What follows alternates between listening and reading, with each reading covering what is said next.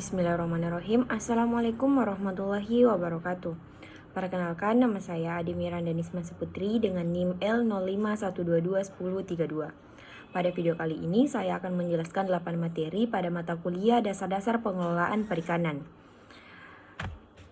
Adapun 8 materinya, yang pertama yaitu pengelolaan sumber daya perikanan, materi kedua terkait WPPRI, materi ketiga ada alga, materi keempat yaitu gastropoda, materi kelima ada bivalvia, materi keenam ada cephalopoda, materi ketujuh ada crustacea, dan materi kedelapan terkait echinodermata.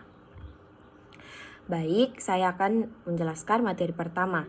Pengelolaan sumber daya perikanan adalah suatu kesatuan ilmu manajemen yang ditujukan untuk mengelola sumber daya perikanan pada suatu kawasan tertentu, agar populasi ikan tersebut tidak menjadi punah dalam rangka pemanfaatan secara lestari dan berkesinambungan untuk jangka panjang.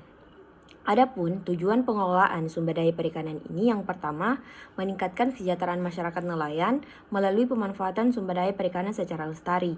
2. Menjaga sumber daya perikanan tetap hidup, berkembang, dan dapat dimanfaatkan secara lestari. Dan yang ketiga yaitu memelihara dan dapat memperbaiki ekosistem yang sesuai dengan kondisi awal habitat. Dalam pengelolaan sumber daya perikanan, kita mengenal 3 istilah. Yang pertama yaitu populasi, di mana populasi ini ialah kumpulan individu yang jenisnya sama dan berada di tempat dan waktu tertentu. Istilah kedua ada komunitas, di mana komunitas ini adalah kumpulan individu tertentu yang hidup di suatu wilayah yang saling berinteraksi di waktu tertentu dan saling mempengaruhi satu sama lain.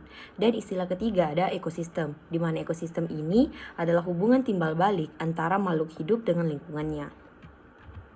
Materi selanjutnya terkait WPPRI atau biasa disebut dengan Wilayah Pengelolaan Perikanan Republik Indonesia, yang dimana pengelolaan perikanan untuk penangkapan ikan, pembudidaya ikan, konservasi penelitian, dan juga pengembangan perikanan yang meliputi perairan pedalaman, perairan kepulauan, laut teritorial, zona tambahan, dan juga zona ekonomi eksklusif Indonesia. Adapun beberapa wilayah pengelolaan perikanan Republik Indonesia yang saya akan sebut, yang pertama yaitu WPPRI 571, yaitu perairan Selat Malaka dan Laut Andaman. WPPRI 572 meliputi perairan Samudra Hindia, sebelah barat Sumatera, dan juga Selat Sunda. Dan yang ketiga ada WPPRI 716, meliputi perairan Laut Sulawesi dan sebelah utara Pulau Halmahera.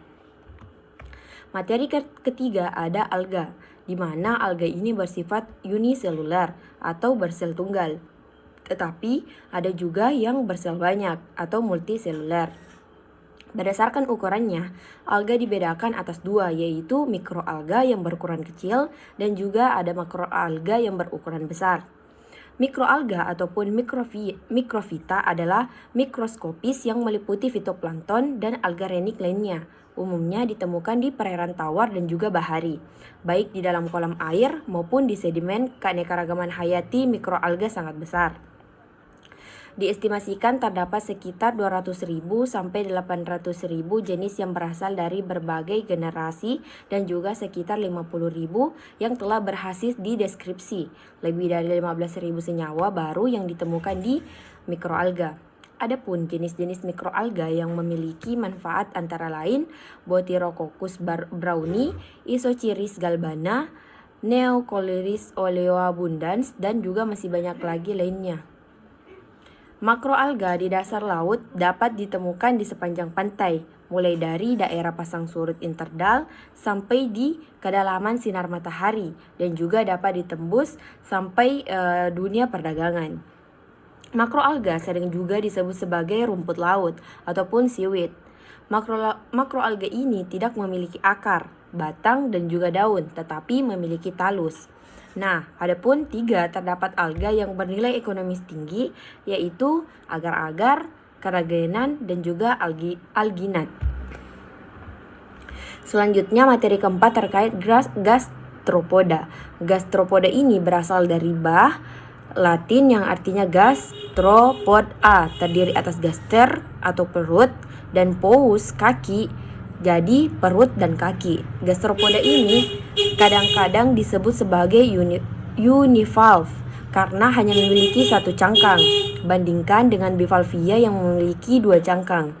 Gastropoda memiliki jumlah spesies yang banyak, sekitar 65.000 sampai dengan 80.000, nomor 2 setelah insekta pada tahun 2017. Gastropoda diketahui memiliki 721 famili, 245 telah punah dan saat ini hanya tersisa 476 spesies saja. Famili Gastropoda biasanya disebut sebagai siput ataupun keong, merupakan kelas dari filum Mollusca yang paling berhasil mendiami berbagai habitat. Mereka dapat ditemukan di darat, perairan tawar, dan juga banyak terdapat di laut. Materi kelima ada Bivalvia, di mana nama Bivalvia ini pertama kali digunakan oleh Carl Linnaeus pada tahun 1758, merujuk kepada hewan yang memiliki cangkang dua keping. Kata Bivalvia berasal dari bahasa Latin yaitu bis berarti dua dan valve artinya daun pintu. Saat ini nama yang sering digunakan untuk Palisifoda yang berarti kaki kapak.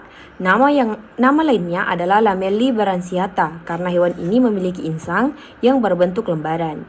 Kebanyakan mereka hidup di laut, terutama di daerah litoral.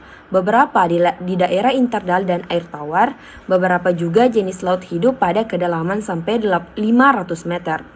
Umumnya terdapat di dasar perairan yang berlumpur ataupun berpasir, tetapi beberapa juga hidup pada substrat yang lebih keras, seperti lempung, kayu, ataupun batu. Palisipoda tidak memiliki kepala dan satu-satunya moluska yang tidak memiliki radula ataupun bagian dari sistem pencernaan makanan. Jumlah total spesies Palisipoda sekitar 9.200, termasuk dalam 1.260 genera dan 106 famili. Adapun materi keenam terkait Cephalopoda, di mana Cephalopoda ini meliputi cumi-cumi, sotong, gurita, dan juga genggeng, yang kesemuanya hidup di laut. Dia juga merupakan kelompok invertebrata yang dapat mencapai ukuran besar. Contohnya seperti gurita yang memiliki ukuran tubuh sekitar 36 cm, tetapi tentakelnya mencapai 5 meter. Tubuh Cephalopoda memanjang menurut sumbu dorsoventral, tidak memiliki kaki. Cephalopoda dapat ditemukan di seluruh perairan laut. Habitat Cephalopoda ini meliputi daerah pasang surut hingga kedalaman dari 5.000 meter. Bagian tubuh cumi-cumi ataupun sotong tidak dapat dimakan hanya rahang big dan rangkanya. Beberapa mineral penting yang ditemukan pada cumi-cumi adalah natrium, kalium, kalsium, dan juga magnesium. Tinta cumi-cumi banyak mengandung vitamin A dan dapat juga mengaktifkan sel darah putih untuk memerangi tumor. Materi ketujuh ada Crustacea, di mana Crustacea ini berasal dari kata krusta yang berarti kulit keras ataupun kerak. Terdapat sekitar 40.000 spesies, meliputi jenis-jenis udang mantis, udang penait, kepiting, rajunan, dan juga lobster. Berukuran kurang lebih 0,1 mm sampai 60 cm.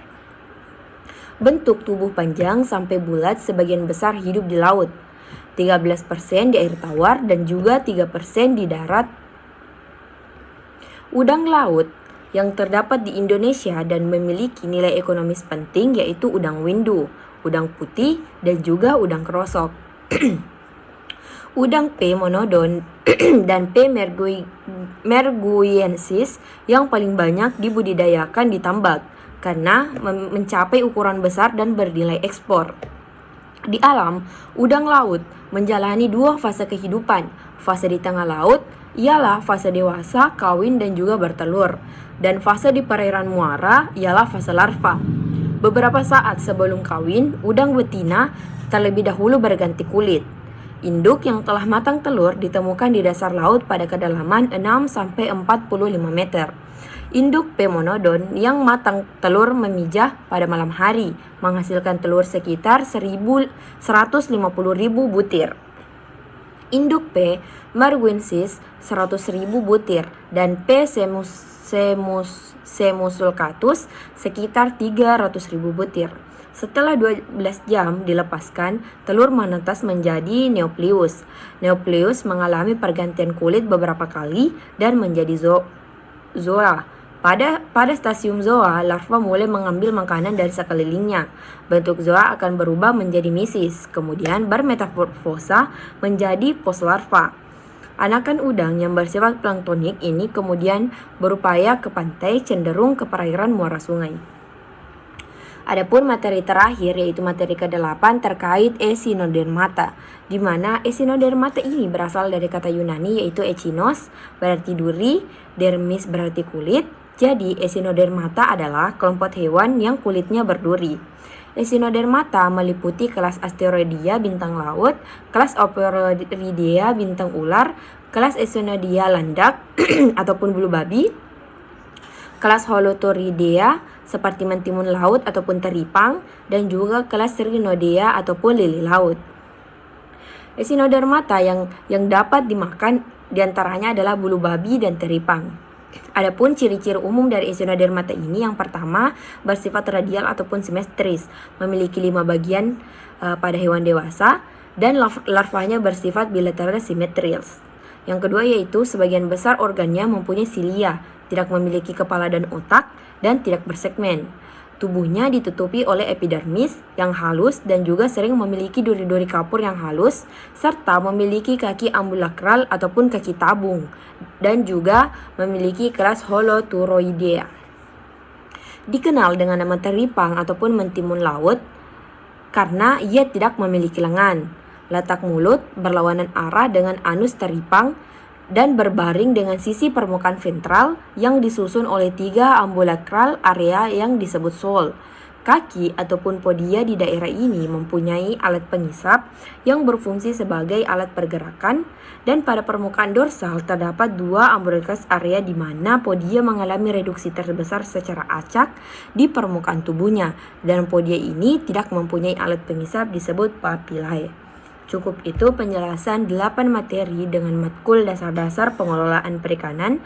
Mohon maaf apabila terdapat banyak kesalahan. Wassalamualaikum warahmatullahi wabarakatuh.